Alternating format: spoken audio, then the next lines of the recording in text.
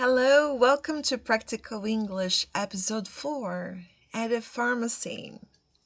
So, Rob is going to meet Jane so they can go running in Central Park today. Let's watch and you are going to check if they are enjoying their run, okay? Remember that after watching this video, you should answer these questions here according to the video, okay? Let's go.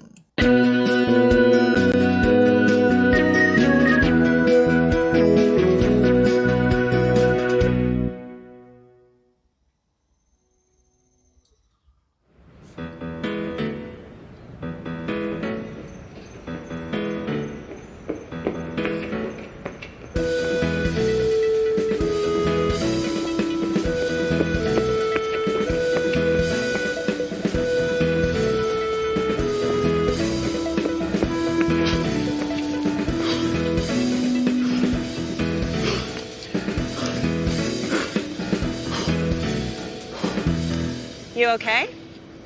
Me? Never better. It's beautiful here, isn't it? I think this is my favorite place in New York. Yeah, it's great. So how's it all going? Are you happy you came? To Central Park at 7:15 in the morning? To New York, Rob. Yeah, of course I'm happy. It's fantastic. Really? You aren't just saying that? No, I mean it. You need to get in shape, Rob. I know. I'm a bit tired of eating out all the time. It isn't good for my figure. It's the restaurants you go to. Why don't you come over to my place after work? I can make you something a little healthier. I'd really like that. Thanks. So, how do you feel now? You ready to go again? Oh yes, I'm ready for anything. Are you sure you're okay? Absolutely. Okay. We'll only go around 2 more times. 2? Excellent.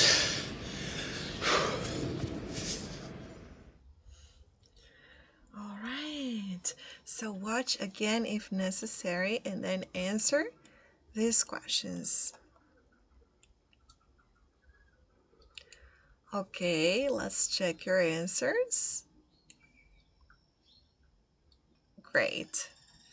So, in this lesson, we are also going to talk about some feelings, some diseases or symptoms that we may have when we are not feeling very well. Okay, so vocabulary for today is feeling sick. If you feel sick, there's a problem in your health. Okay, these are some symptoms. Let's see. To start with, read these verb phrases here and try to match with the pictures. All right, now let's check your answers. Okay, so now let's listen and check your answers. 3.39. 2. I have a headache. 4. I have a cough. 1. I have the flu. 5. I have a temperature. 6. I have a stomach ache. 3. I have a cold. Great. So now let's just focus here that when we are talking about these symptoms, we use the verb have. I have a headache. I have a cough. I have a cold. I have a stomach ache. Okay? Just to reinforce here that we do not use verb to be. We use the verb have to talk about them. All right? Fantastic. So now I'm going to ask you, what's the matter? What's the matter is the same as what's the problem with you? So, whenever I ask you that, you will think of one of these symptoms so you can answer. For example, what's the matter? I have a headache. So let's see. What's the problem? You try to think of one of these problems that you can think of, okay? What's the problem? What's the matter? Fantastic. All right, now go into a pharmacy. You are going to watch now Rob go into a pharmacy, and you need to circle the correct answer according to the video, okay? Let's go.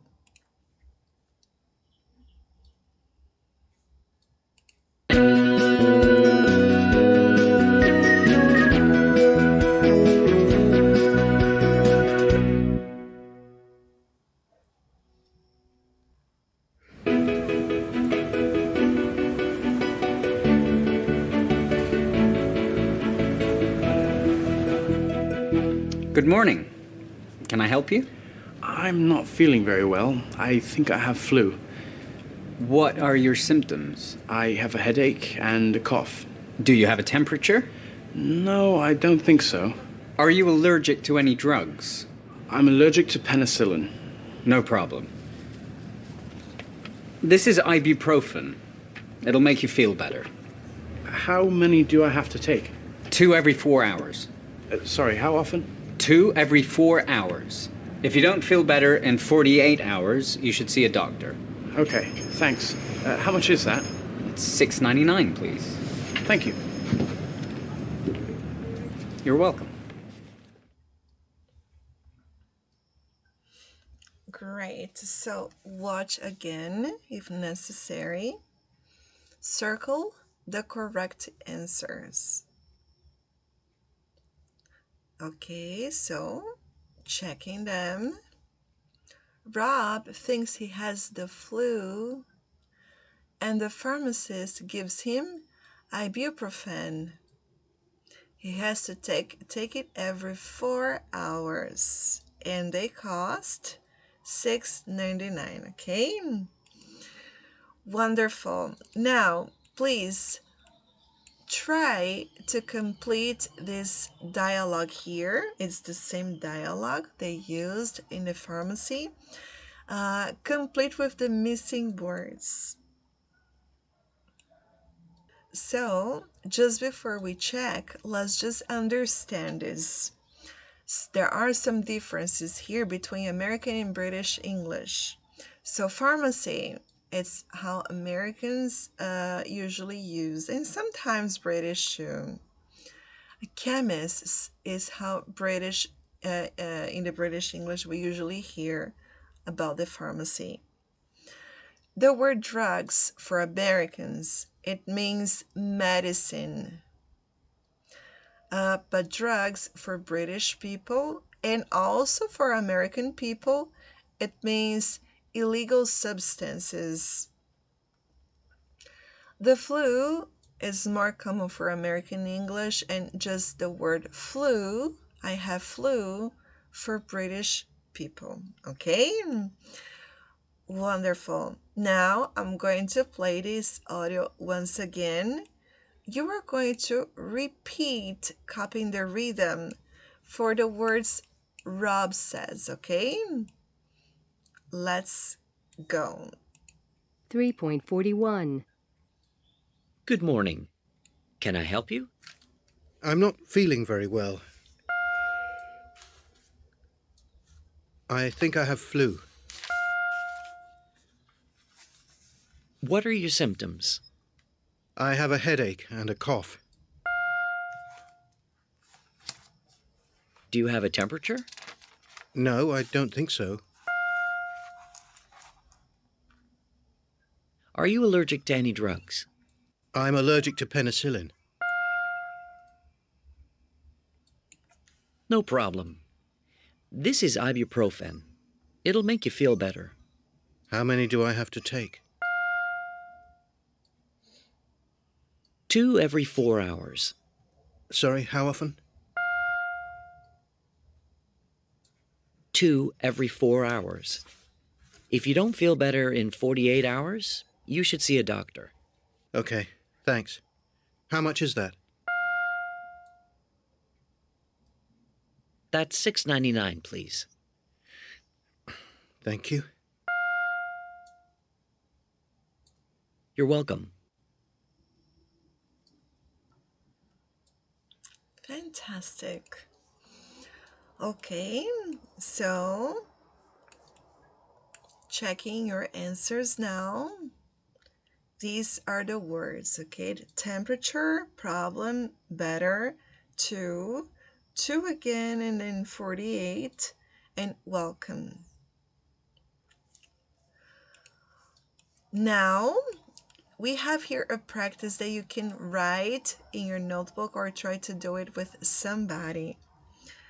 So one person will be the customer that decides to go to the pharmacy. You don't feel very well. You need to decide what symptoms you have and if you are allergic to anything.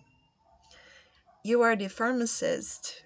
You begin with, can I help you? And you can suggest a medication for the person, okay? So prepare it and let me know if you need any help, okay? Great. Now we're moving on to the last video. Do you remember that Rob said he was a little sick of going to restaurants all the time? So Janie invited Rob to have invited him for dinner at her house, okay? Let's watch. And then here we have 5 sentences that you are going to analyze them and decide if they are true or false. And remember that for the false sentences, you need to correct them as in letter B, okay? Say why the false sentences are false. Let's go.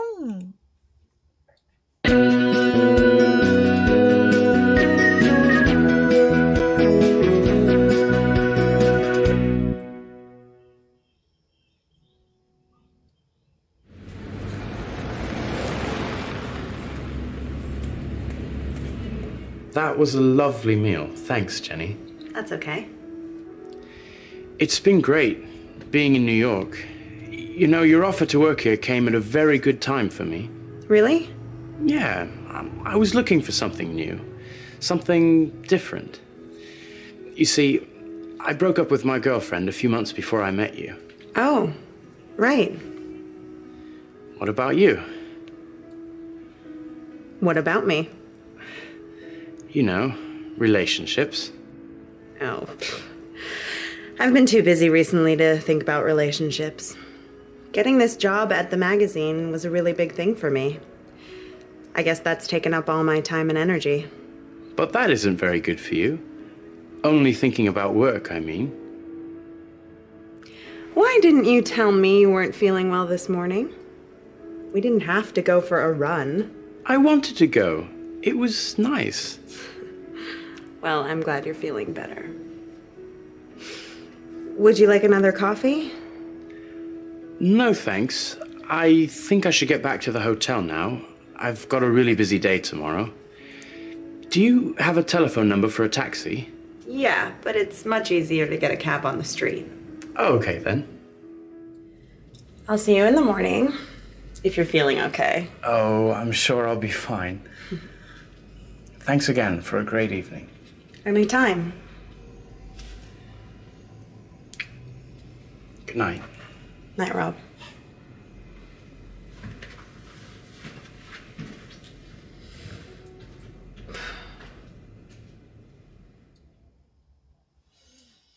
All right. So, as you finish, please try to answer these questions here now. Answer no, sorry. Mark true or false. Got it. As you finish, try to do the activities A and B now, okay? True or false, and why the false sentences are false. So check your answers. All right. Now let's check why the false sentences are false. Fantastic. Right now, let's check here. Read the information box about have got. Listen and repeat the phrases. 3.43. I've got a busy day tomorrow. Have you got any children? Yes, I have. I've got a girl and a boy. No, I haven't. I haven't got any children. Okay. So here, have got is more common in the British English. British people use it a lot. So they use have got, and it is sometimes used instead of have to talk about possession.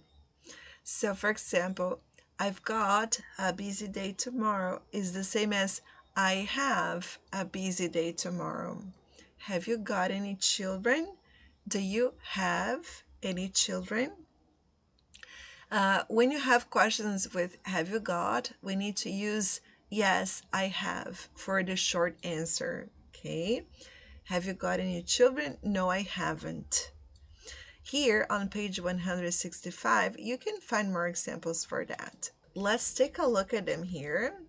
Appendix for have got. I'm going to play these examples. You will repeat them. 3.44. I've got a brother and 2 sisters. I haven't got any pets. She's got a beautiful house. He hasn't got many friends. Have they got any children? No, they haven't. Has the hotel got a swimming pool? Yes, it has. All right, great. So, just like I showed you before, we have the full form, I have got, the contraction form, I've got, the negative form, I haven't got, and also interrogative form, have I got? Okay, so please study these structures, the short answers, yes, I have, no, I haven't, so that you can practice that.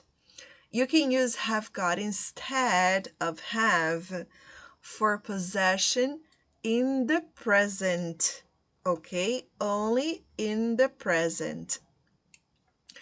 I've got a bike is the same as I have a bike. Have you got a car is the same as do you have a car? We also use have got to talk about family and sicknesses and to describe people. For example, I've got 2 sisters. He's got a cold. She's got long brown hair. Have got is not used in the past. For past possessions, you should use had. I had a pet cat when I was a child. Did you have a pet? I have. Do you have? Is more common than I've got or have you got in conversations in the US. Okay, so make sure you do not confuse them. All right? Perfect. So here you have some exercises you can do in order to practice what you've just learned. So here in letter A, you're going to write affirmative, negative, and interrogative sentences with the corrective form of have got. So for example here, they, big house, affirmative. They've got a big house. Okay, now pause the video and do the same for sentences from 1 through 10. Great. Now let's go to letter B. Complete the sentences with the right form of have got. Like in the example, they love animals. They've got 2 dogs and 5 cats. Now pause the video and answer the other sentences. All right, so let's check your answers. Fantastic. All right, so go back to page 59 and let's continue here. In letter D, ask and answer with a partner. Use have you got, yes I have or no I haven't, and give more information if you can. You can do this in your notebook. All right, now in letter A, look at the social English phrases. Can you remember any of the missing words? Okay, so let's listen them, repeat, and also check your sentences. 3.45. That was a lovely meal. Dad isn't very good for you. I'm sure I'll be fine. I think I should get back to the hotel now. I'm glad you're feeling better. Thanks again for a great evening. Anytime. All right, so now read again the sentences. Try to understand how you would use them in Portuguese, or just check their meaning so you can really use them in your daily routine, okay? Now, can you describe symptoms when you feel sick? Can you get medicine at a pharmacy? Can you talk about possessions with have got? So these are the topics we've learned in this lesson. If you have any questions, please watch again, review, and I will be here to help you if you have any questions too, okay? Now let's go to the workbook, page 49, at the pharmacy. Take a look here at the activities.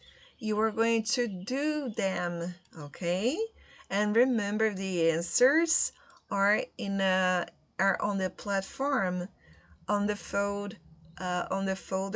You can find entitled as workbook answer keys. There you can check your answers to these activities, okay? Thank you. See you next class.